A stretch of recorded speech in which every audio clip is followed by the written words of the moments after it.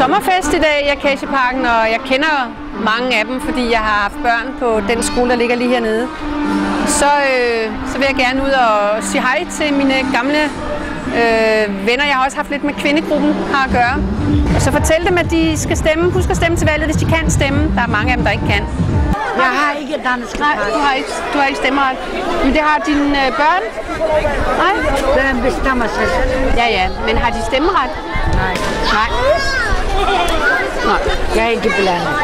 Og du blander dig ikke? Nej. Børn bestemmer sig. Ja. Hvis jeg er dansk pas, jeg laver til dig. Ja. Ja. Du kan vise dem til en af dine veninder, som har stemmeret, som må stemme. Ja, okay. Ikke? Ja. Er der nogen af jer, der har set Haifa? Haifa?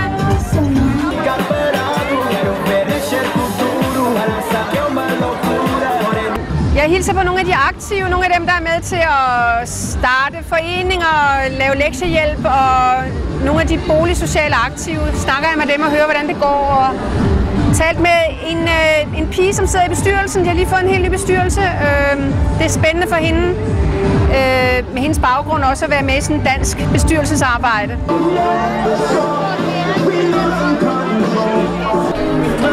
Så bedre integration. Ja. Fordi jeg synes, det er meget vigtigt, danskere integrerer indvandrere også med.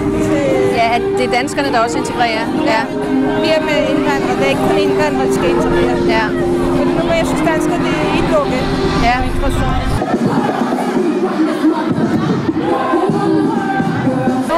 Jeg har. Ja. Tak. Jeg tror, det er der, der fik. Jeg håber, Du håber, vi kommer i Folketinget, eller vi får magten? og min datter og alle som familien deler. Okay, tak. Ja.